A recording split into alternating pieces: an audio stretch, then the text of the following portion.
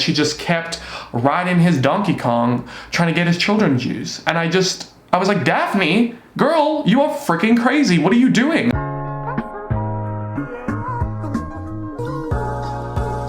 Hey, what's up you guys, it's me Luke and welcome back to another video, or if you're new here, welcome to my channel. If you're new here, I post commentary and critique videos on basically anything on the internet that interests me, ranging from pop culture to internet culture and anything in between. So if any of that interests you, then be sure to go ahead and subscribe and turn on the post notifications bell so that you never miss another upload from me. Alrighty guys, today's video is a little bit different. I have done a few TV show reviews on my channel before. I did one for Euphoria and I did one for Sex Education. So if you've not checked those two out, then I'll link them down below for your viewing pleasure. And today I'm going to be doing a review of the recent Netflix television show Bridgerton. It came out on the 25th of December 2020, so I'm a little bit late to the game, but I'm kind of always late to the game. That's kind of how I roll. But a couple of people, when I was asking you guys what videos you wanted to see from me, a couple of people asked if I could make a review of Bridgerton, and I thought, you know what, I just finished it, so why not? Hopefully you guys are interested in this. So I'm going to talk about the characters, talk about the themes and the plots, what I didn't like, what I did like, and everything else in between. So if any of that interests you, then just keep on watching because I'm about to dive in to Bridgerton and all of its mess. So Bridgerton is a period drama that is set in the early 1800s, and it is during the Regency era of England, and it centers around 8 siblings of the Bridgerton family, and it's about all the trials and tribulations of them coming into society and society's expectations of them, and them finding love, having heirs, all that kind of drama that is with the time period. The social season is upon us. We shall discover which young ladies might succeed at securing a match.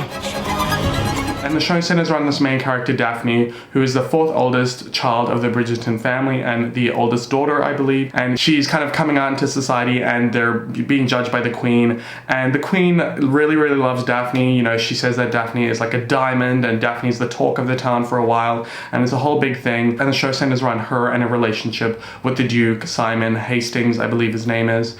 And that's kind of the show. It's all about their romantic trials and tribulations.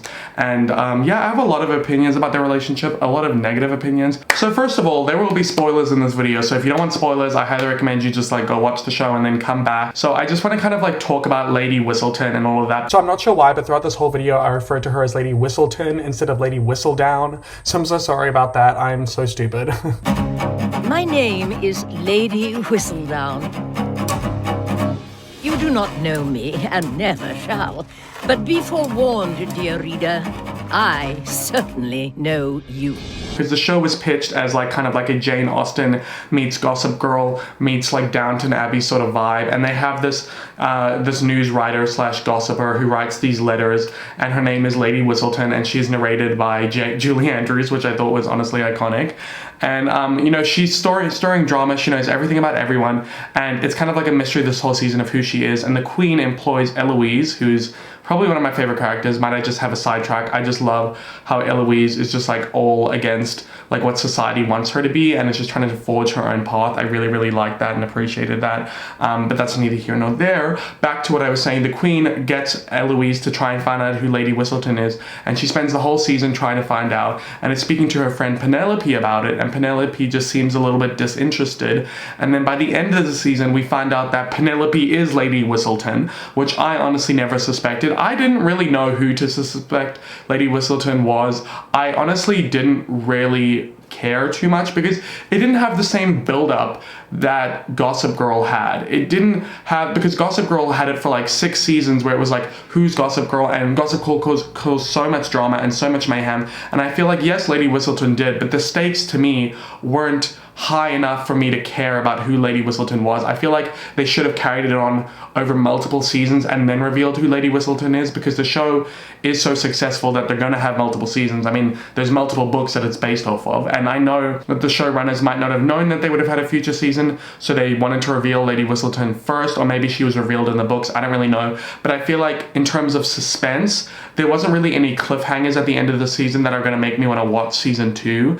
And honestly, like, when it comes to this show, I know it had drama, and maybe it's just because I'm not a biggest fan of period pieces, but I literally fell asleep so many times while watching the show, and I was expecting so much from it, and the Lady Whistledown story for me was just not enough to like carry the show.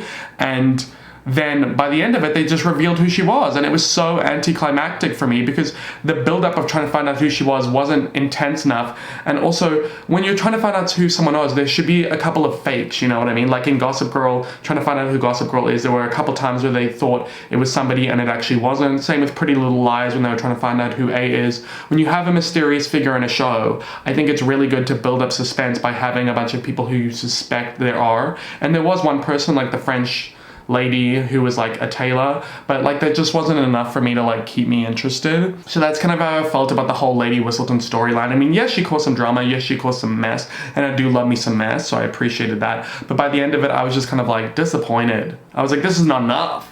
I need more drama. Like, how is there going to be more drama in the next series when I already know who Lady Whistledown is? It's not interesting at that point. Is she still going to cause mess? Is she still going to cause drama? Is there still going to be tea? Or is Penelope going to reveal who she is to Eloise? And then boom, Lady Whistledown's storyline is over.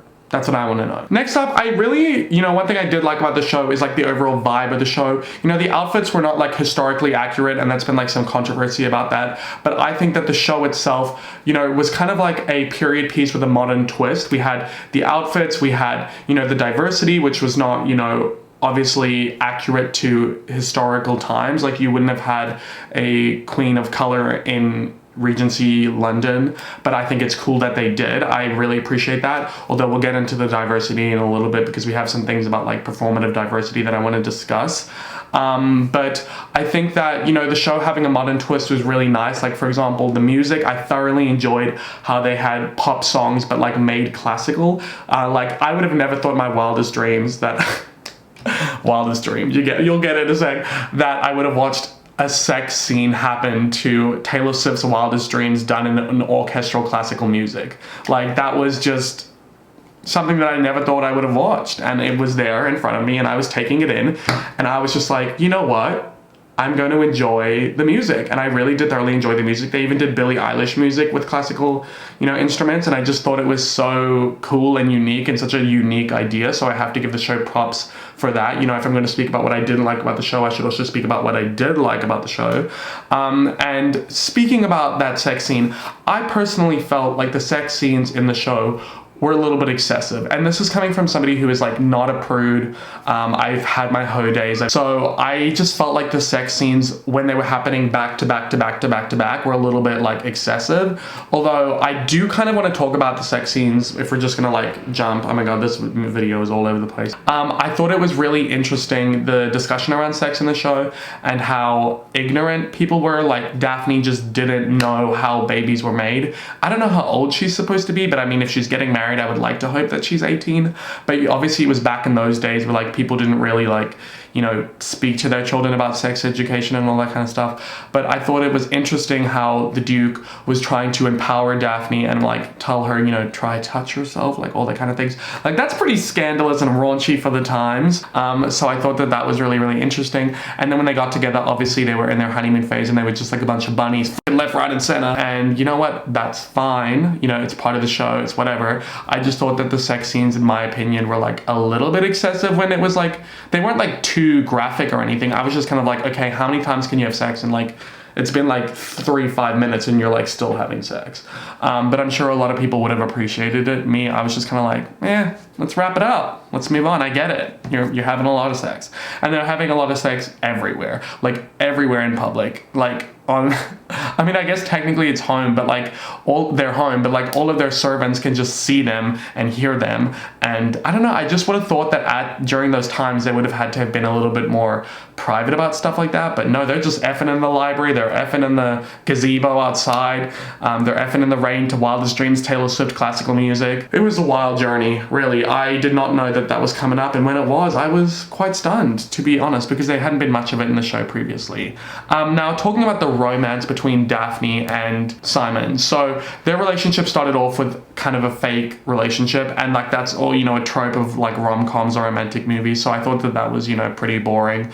I didn't find it that interesting. Basically, she was dating him being with him to make other guys jealous of her so she could still be a hot commodity, and he was wanting to be with her so that he could like get people off of his back and not have all the women be obsessed with him. I don't know, it wasn't very clear to me as to why they were supposed to be together. And then they obviously started falling in love. And, you know, like Daphne had like the prince that she could have gone with. I thought that the prince was like a perfect suitor for her because he actually would probably want to continue having children and have an heir, and then he can give her what she wants. You know, I think it's a very important discussion to have about like, you know, how much can people really change, because Simon had made this vow on his father's deathbed that he would never give him an heir because of all the trauma and abuse that his father put him through, which was like horrible. His father was honestly so demonic, how awful he was to his son. Just because his son had a stutter, he was calling him an imbecile and all that nonsense. That was horrible. And thank you so much to Lady Danbury for raising him. We do appreciate. I just want to be appreciated. So Simon made a vow to his father on his deathbed that he would never give him a children, and the Hastings heir line would end with him. So he says to Daphne, I can't bear children. So she thinks he physically cannot bear children, like medically. And I don't even know how she thought kids are made. She went into a marriage not knowing how children were made, but she didn't think to question, why can you not have children? I don't know. To me, she came across as a little bit naive, ignorant, borderline dumb, but that's just that on that. I think it's just ignorance, really.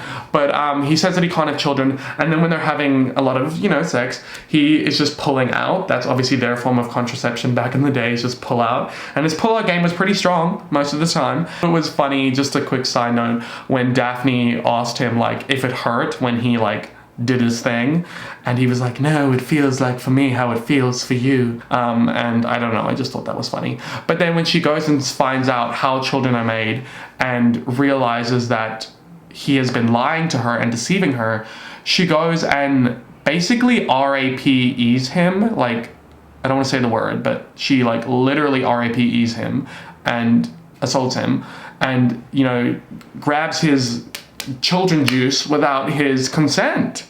And I thought that that was beyond shocking and horrible. And if the roles are reversed, I don't think that the show would have aired, because, I mean, maybe it would have, but I just think that that was just ridiculous, and I don't feel like enough people are talking about it. Like, regardless of whether or not he lied, having children should be something that two people agree upon. You can't force someone into having it. Just like how there's like crazy people out there who poke holes in condoms.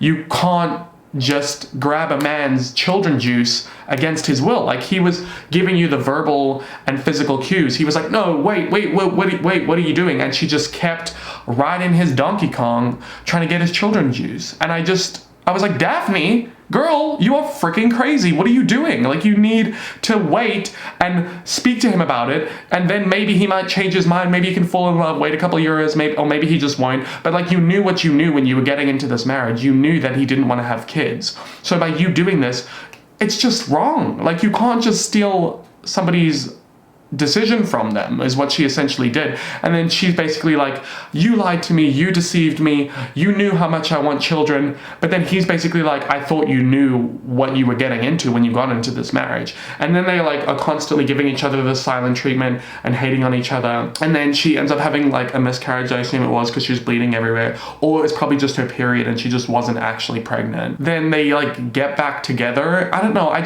find I can't enjoy this show because I'm not rooting for the main relationship in the show, and I feel like if it's a romance show, I should be rooting for the main relationship, but like, I'm just not. So that's my mess about Simon and Daphne. And now moving on to the diversity of the show. The show was kind of at first praised for its diversity because it was like supposed to have like a colorblind casting, where basically they're not casting based on historical accuracy. So there are you know, black people in power, like as queens or as dukes, whereas back in the day in London Regency era, they just sadly was not. And you know, it's a fictional world, so it's, I don't know, it's like based on history, but then it's also fictional. And when you're creating a fictional world, I feel like there's two ways you can go about it. You can either go down the historical route, like Game of Thrones, where like all the people in power are white, and then you have, you know, people of color who are in more of these servant roles, and as horrible as that is, that's historically accurate for the times. Or you can have a show like this where, you know, you're being a bit more explorative and fictional because it's a fictional world and you can do whatever you want, and you can have a more of a diverse cast and have people of color in power, even if that may not have been historically accurate to the time. But I think that Bridgerton didn't take it all the way. I think, you know, there's something to be said about the fact that there's no dark-skinned woman of a young age that's you know, a prominent speaking character. It doesn't even matter if they're in power or not. It's just you have Marina, who is biracial, and then you have Lady Danbury, who is a dark-skinned woman, but she's the older figurehead woman. And I don't know, I'm not gonna speak about this too much because I feel like I'm not the one to speak about it, but a YouTuber by the name of Kaja Mabawi, I really hope that I'm pronouncing her name right, and I feel horrible if I'm not, made an entire video about this, and I feel like she speaks on this topic in such more detail and understanding and knowledge of it, being a woman of color herself. So I'm gonna direct you to her video and highly recommend you check it out, and I'll link it down below. But beyond that, the show had black people in the show, but then there were no Asian people, no Indian people, no Latina people. Like, I don't know, I just feel like the show is being praised for diversity just because it has black people in it. If you're gonna have a diverse show, then like take it all the way. Have Asian characters, have Latino characters. If we're not going off of what's historically accurate, then why not just have an actual diverse cast? And don't even get me started on like the whole queer baiting with like that one artist guy, because it's just, there's not enough diversity in the show. Like, I feel like the bar is so low on the floor and people are just like accepting just the tiniest bit of diversity and like, wow, the show's so amazing, this diversity, where it's like, this should just be expected of shows. Shows should be expected to have diversity if it's a fictional show like this and it's not based on a historical context, if that makes sense. So yeah, that's kind of like my thoughts of Bridgerton. I feel like this video was kind of a mess, but I just wanted to like word vomit my thoughts because I recently finished the show and these are my thoughts, so I wanted to give them to you. And really, I want to start a discussion in the comments down below and see what you guys think of the show. I'm really interested. I personally was not that big of a fan of it. I thought it was kind of overhyped, but basically it's hard for me to root for this couple, and that makes it hard for me to enjoy the show. I don't know if I'll watch season 2. I do like Eloise and Penelope and their friendship, so maybe that'll carry me through. But the whole Lady Whistledown thing already being exposed, like, come on, that's just bad writing in my opinion. But yeah, guys, that's my thoughts on the show. If you enjoyed this mess of a video, then give it a thumbs up, and please comment down below your thoughts in the comment section down below. If you've not already, please make sure you subscribe and turn on the post notifications bell so that you never miss another upload from me. If you've not already, all my social media is linked down below, as well as my merch, my Cameo, my second channel, and my podcast if you'd like to support me further. And yeah, guys, that's it for me in this video. Hope to see you in my next one, and as always, I hope that you have a great day or night wherever you are in the world. Bye!